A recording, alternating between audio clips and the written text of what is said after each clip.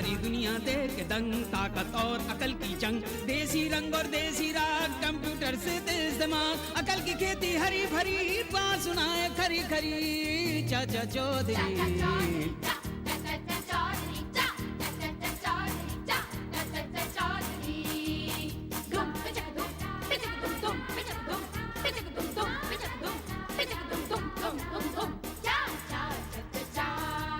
छड़ी सर पे है पगड़ी, मूछे भी हैं तगड़ी तगड़ी, अजब गजब चाचा के चक्कर, बड़े बड़ों से लेते टक्कर, साथ में इनके देखो साबू, आता नहीं किसी के काबू। चाची के हैं अलग कमाल, देखो रॉकेट की भी चाल, जिनके सामने रह जाती है हर चाला की धरी धरी चाचा चौधरी।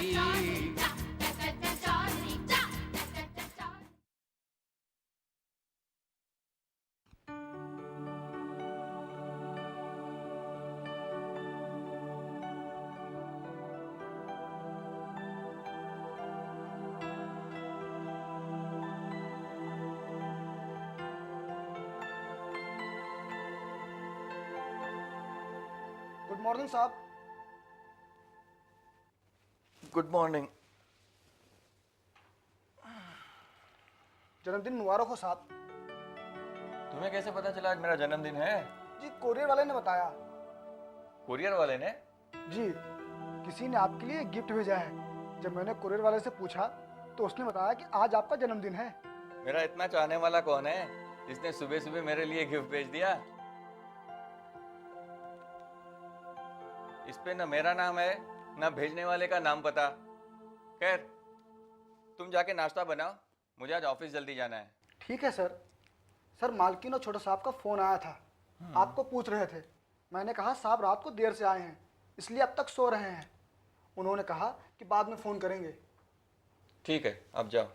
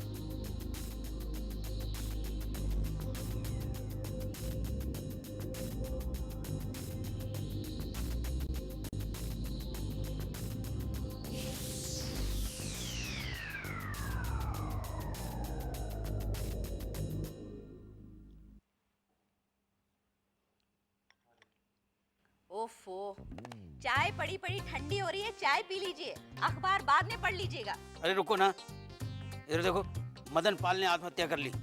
कौन मदन पाल? वो बिजनेसमैन? और क्या 10-12 मदन पाल हैं। ढंग से जवाब नहीं दे सकते आप। अब मदन पाल को ऐसी क्या कमी हो गई जो उसने आत्महत्या कर ली?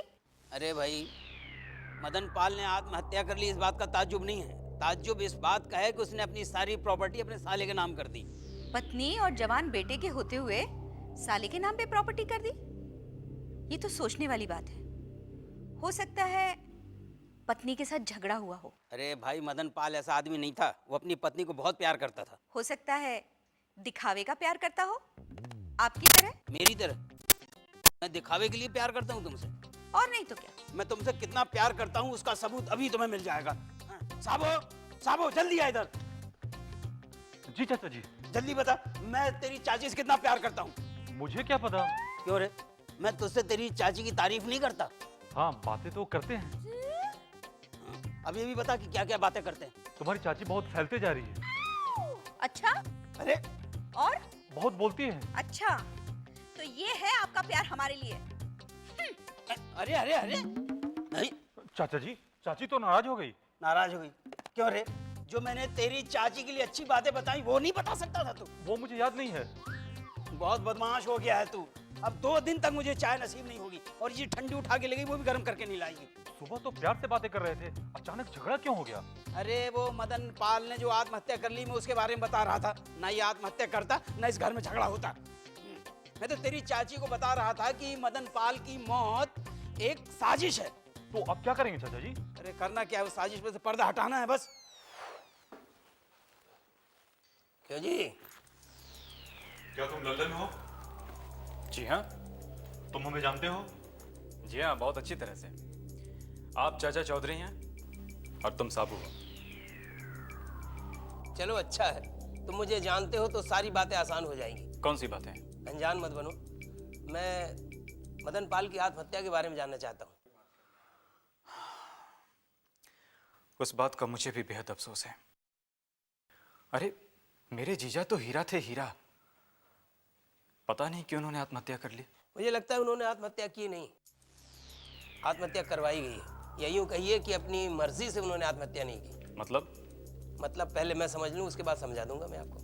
अपनी पत्नी और बेटे के होते हुए भी उन्होंने अपनी सारी प्रॉपर्टी मेरे नाम कर दी। ताज्जुब है। अच्छा, इसीलिए तुम उन्हें हीरा कह रहे हो शायद। जी नहीं, वो मुझसे बहुत प्यार करते थे। दरअसल उन्होंने बहुत दुख देखे थे। कैसे दुख? उनकी पत्नी और बेटे के साथ उनका झगड़ा चल रहा था, इसीलिए तो वो यहाँ पे नहीं है। उन्हें छोड़कर चले गए। अच्छा, तो मदन पाल को तुम्हारे ऊपर बहुत भरोसा था, क्यों? जी, वरना कौन अपनी बीवी और बच्चों के होते हुए एक गैर के नाम अपनी प्रॉपर्टी कर देगा? वैसे बात तो सही है, तुम गैर ही तो हो। फिर भी वो मुझे अपने बेटे की तरह मानते। देखो, चुप हो जाओ। इस तरह अगर रोएंगे आप तो आपकी तबीयत खराब हो जाएगी। फिर मदन पाल की जिम्मेदारी कौन संभालेगा? और वैसे इस वक्त तो तुम्हें वहीं होना चाहिए था। वहीं तो जा रहा हूँ। चलो अच्छा है, बेटा न सही साला ही अर्थी को कंधा दे देगा। हाँ।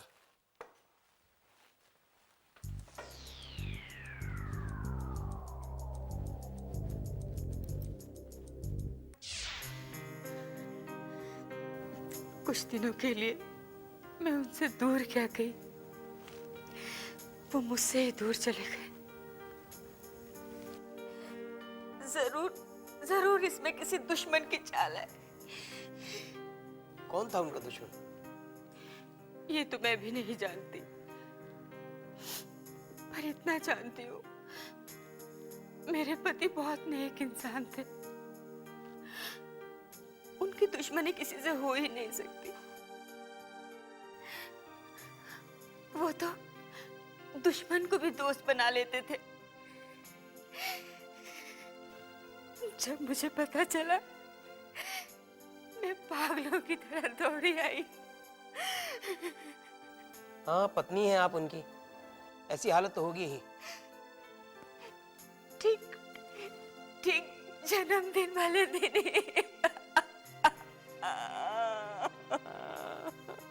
लगी, संभालिए अपने आप।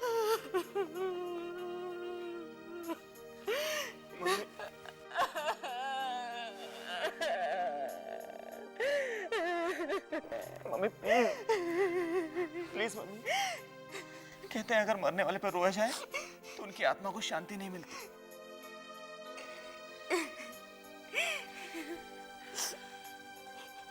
ये मेरा बेटा है, महेश। नमस्ते चाचा जी। नमस्ते बेटा। बेटा अपनी माँ को संभालो, इस वक्त इन्हें सहारे की जरूरत है। मामा कहाँ है तुम्हारे? कौन? लल्लन? जी। आप उन्हें कैसे जानते हैं? सारी प्रॉपर्टी तुम्हारे पापा ने उनके नाम कर दी, तो मैं समझ गया वो कोई एक्स्ट्रा ऑर्डिनरी आदमी है। बिल्कुल सही कहा आपने, लेकिन कुछ ज्यादा ही एक्स्ट्राऑर्डिनरी आदमी है। तभी तो चापलूसी करके पापा के दिल में अपनी जगह बना ली उसने। लेकिन वो तो कहते थे वो उनसे बहुत प्यार करते थे और उन पर बहुत भरोसा करते थे।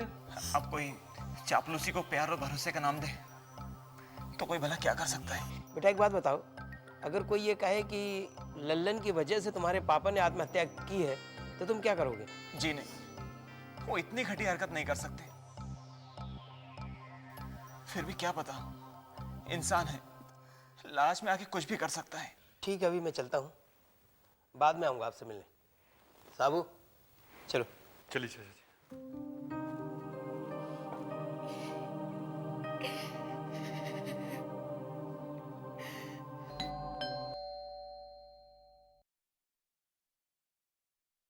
आइए। कुरियर? इस समय? हाँ अर्जेंट है इसलिए आना पड़ा।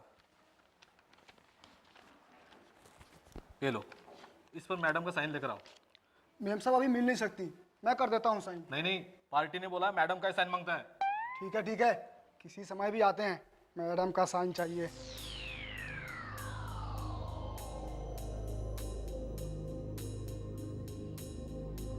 मैम साहब कोई कुरियर आया है, साइन कर दीजिए। मैम साहब ये यहाँ साइन कर दीजिए।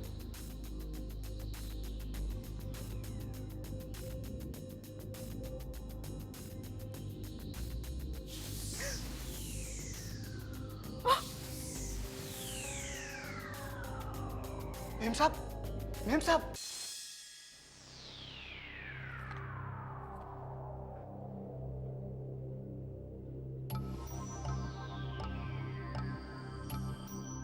चाचा जी, मैं देख रहा हूँ बहुत देर से आप सोच में गुम हैं। कोई हल निकला या नहीं? अरे नहीं भाई, हल तो नहीं निकला, लेकिन इतना समझ में आ गया है कि आत्महत्या नहीं, मौत की वजह प्रॉपर्टी की लालच हो सकती है। आपकी बात सुनने के बाद हमें तो ऐसा लगता है कि ये सारा किया धरा लल्लन का ही है। हाँ, शक तो मुझे भी है, लेकिन शक की बिना पर कोई कदम नहीं उठाया जा सकता। तो बात रिश्तों की है, जरा सी गलती रिश्ते खराब कर सकती है और मैं नहीं चाहता। लेकिन आपको कोई ना कोई कदम तो उठाना पड़ेगा कि नहीं?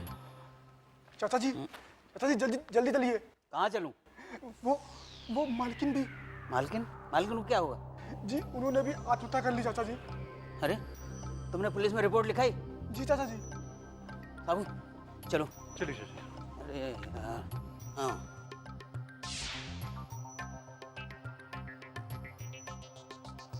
तो जी कुछ हासिल हुआ? लाश के पास एक चिट्ठी मिली।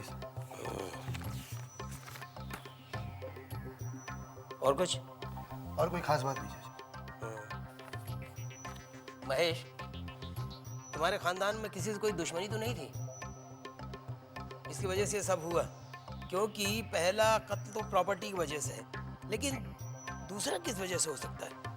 इसका क्या मतलब है? जी नहीं चाचा जी, मुझे कुछ नहीं पता, क्योंकि मैं ज्यादातर आउट ऑफ इंडिया रहा हूँ।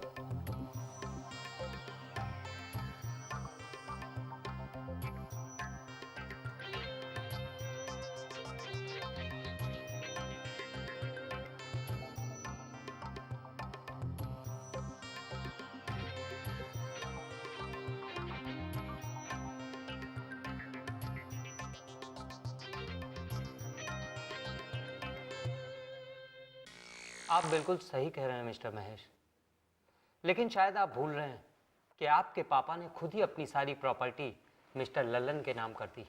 अब हम इस केस में कुछ नहीं कर सकते। क्या आप कुछ नहीं कर सकते? वकील साहब, आपको पता है ये एक धोखा है। अरे भैया, लल्लन ने पापा को बेवकूफ बनाकर सारी प्रॉपर्टी अपने नाम करा दी। और ये कैसे मुमकिन हो सकता है मिस्टर महेश? तुम्हारे पापा नासमझ तो नहीं थे ना? देखिए वकील साहब, अगर आप चाहे तो सब कुछ ठीक हो सकता है। आपको प्लीज मेरी मदद करनी होगी। तो क्या करूं? अब आप ही बताइए। वकील साहब, क्या हम ऐसा कुछ नहीं कर सकते कि एक नोटिस भेजकर उसे डराएं? मतलब आप उन पर केस करना चाहते हैं? जी हाँ, बल्कि मैं तो ये चाहता हूँ कि आप एक नोटिस उसे अभी भिजवा दीजिए। शायद आप ये नहीं जानते कि अगर एक बार मामला कोर्ट में चला गया ना, तो सबसे पहले आपको ये साबित करना होगा कि ये सुसाइड नोट गलत है। आपके मम्मी पापा ने आत्महत्या नहीं की, बल्कि उनका कत्ल किया गया है, और इस कत्ल में लल्लन का हाथ है। आप उसकी फिक्र मत कीजिए, वो मैं साबित कर दूंगा। तो ठीक है, आप वो साबित कर दीजिए, मैं इधर कोर्ट में केस कर दूंगा, बाकी मैं संभाल लूंगा। थैंक यू वेरी मच वकील साहब।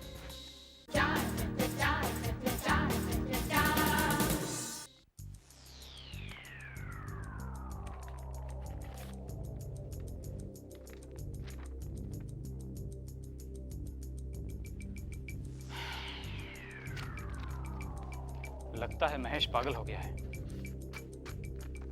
आखिर उसने केस दायर कर ही दिया। लेकिन अब इन सब बातों से क्या होने वाला है?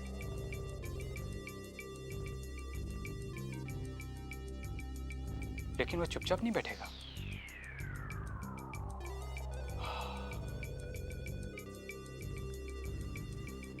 मुझे इसका भी फैसला करना ही पड़ेगा।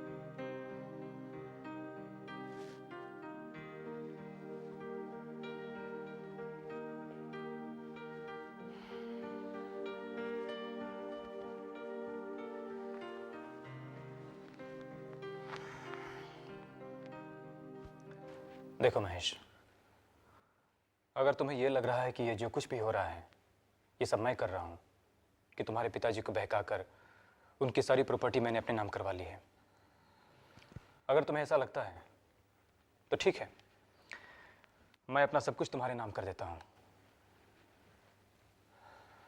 बोलो महेश, तुम चुप क्यों हो? माँ बाप की मौत ने मेरी आवाज बंद कर दी है मामा जी। महेश, जो होना था वो हो चुका, अब इस तरह अपने आप पर जुल्म करने से क्या फायदा? मामा जी प्लीज प्लीज आप मुझे अकेला छोड़ दीजिए बस। लेकिन इस नोटिस का क्या करूं मैं? मामा जी कानूनी कार्रवाई तो करनी पड़ेगी ना। तुम मेरे खिलाफ कानूनी कार्रवाई करोगे? करूंगा नहीं, कर दी है। और मामा जी अगर आप गलत हुए ना तो सारी सच्चाई सामने आ जाएगी। ओह, अगर ये बात है तो मैं तुम्हें रोकूंगा नहीं, लेकिन जिस दिन तुम्हें पता चला कि मैं सच्चा हूं, बहुत पछताओगे। वो चलेगा मामा जी, वो चलेगा, लेकिन कम से कम दिल को सुकून तो मिलेगा। ठीक है, तुम्हें जो करना है तुम करो, मुझे जो करना है मैं करूंगा। खैर छोड़ो, मरने के पहले तुम्हारे पिताजी ने मुझे बुलाकर कहा था कि मैं अपने बेटे को ऊंचाई पर देखना चाहता हूं। मैं चाहता हूं कि वो कॉलेज में फर्स्ट आए, उसके साथ हमेशा मेरा आशीर्वाद रहेगा। ये कहकर उन्होंने ये पेन निकाल कर मुझे दिया और मुझसे कहा कि ये पेन मेरे बेटे को दे देना और उसे कहना कि इसी पेन से एग्जाम में पेपर लिखना। जब पापा का दिया हुआ ये आशीर्वाद मेरे साथ है तो फिर भला मुझे आगे बढ़ने से कौन रोक सकता है।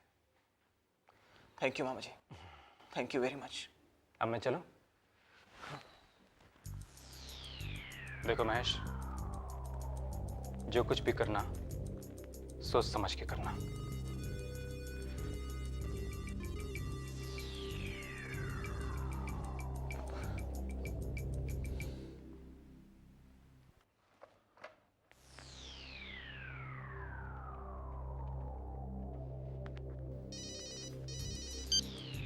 हेलो साहब, गजब हो गया साहब।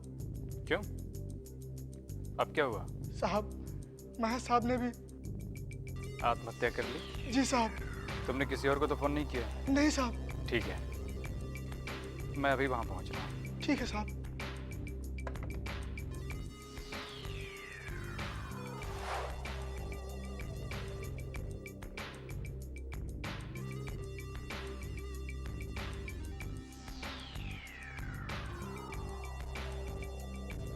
अरे अरे अरे अरे, ये क्या कर रहे हैं आप? इस पेन को जेब में क्यों रख रहे हैं? इसी पेन की वजह से तो ये सारा खेल हुआ है। आप कहना क्या चाह रहे हैं? मैं कहना ये चाह रहा हूँ कि इस वक्त आप महेश की लाश के पास कैसे पहुंचे और आपने नौकर को फोन करने के लिए क्यों मना किया? मतलब आप मुझ पर इल्जाम लगा रहे हैं? नहीं, इल्जाम नहीं लगा रहा हूँ मैं आप पे। मैं आपके ऊपर फारूक नंबर 36 लगाऊंगा। जो मैं नहीं लगाऊंगा ये लगाएगा। लगा साबुत।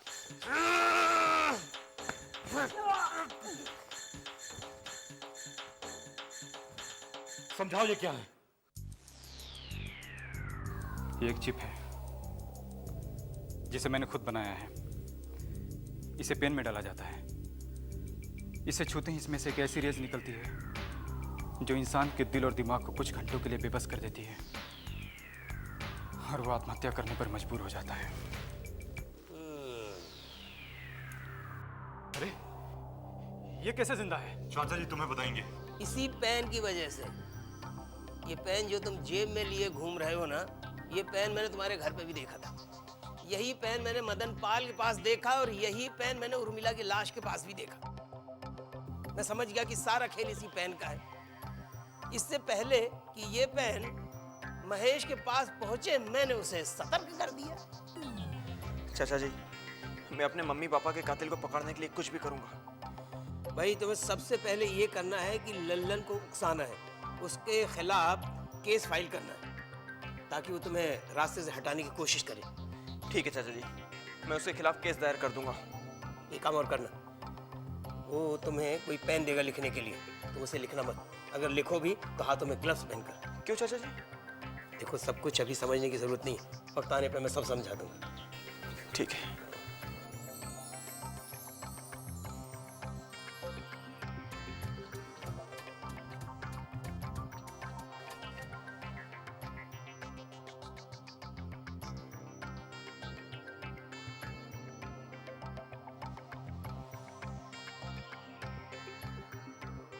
बड़े कच्चे खिलाड़ी हो लल्लन, है?